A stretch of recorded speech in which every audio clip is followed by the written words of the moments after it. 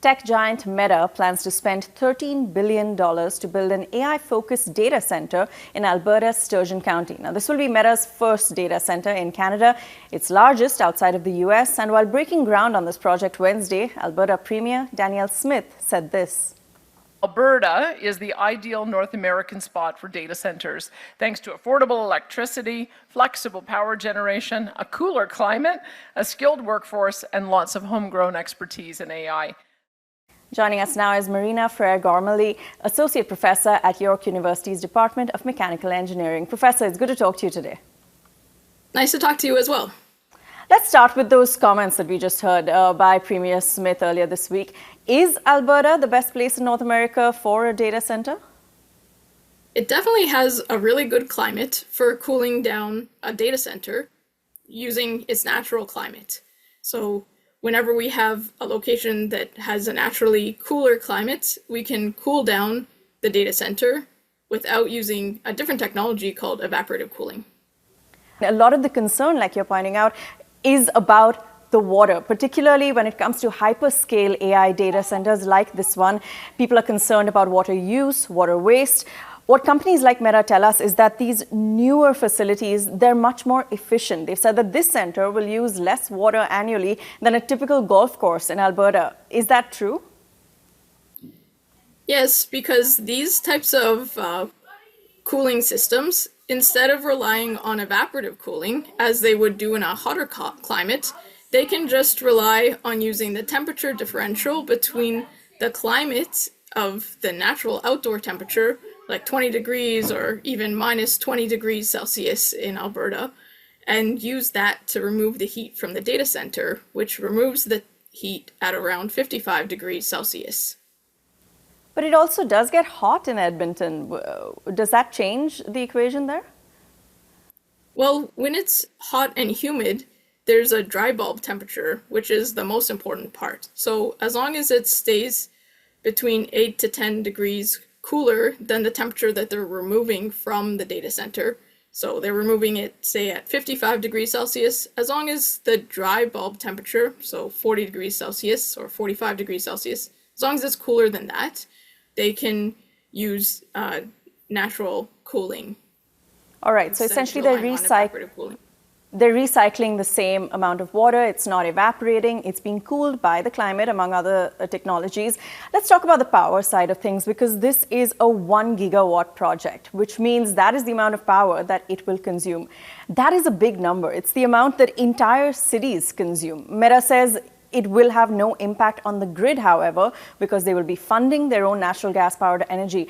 What have you made of that part of the plan, the power? So it's really important that the power source has a low carbon intensity.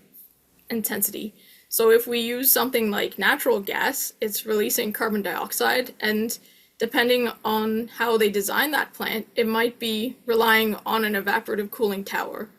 Hopefully that's not the design that they're relying on, since there have been droughts in Alberta and we don't want this system to use too much water from the local community.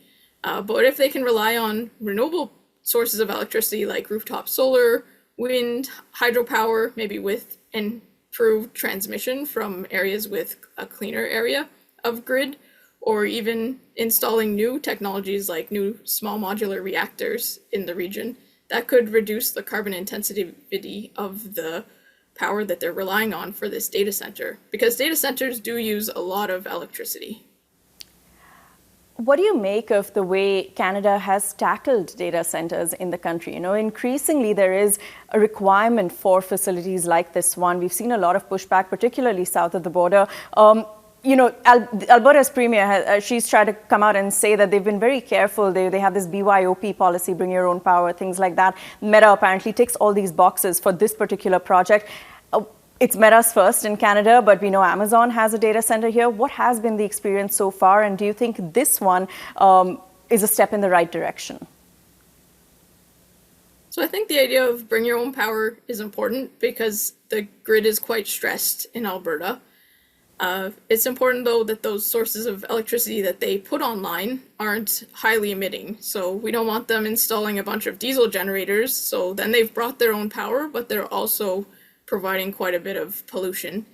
And there are new technologies like carbon capture and storage, which can be included in, say, a natural gas plant to reduce the carbon emissions of a natural gas power plant if that is what they install. But I advocate for using renewable sources or clean sources like small modular reactors or enhanced transmission from areas that have hydropower.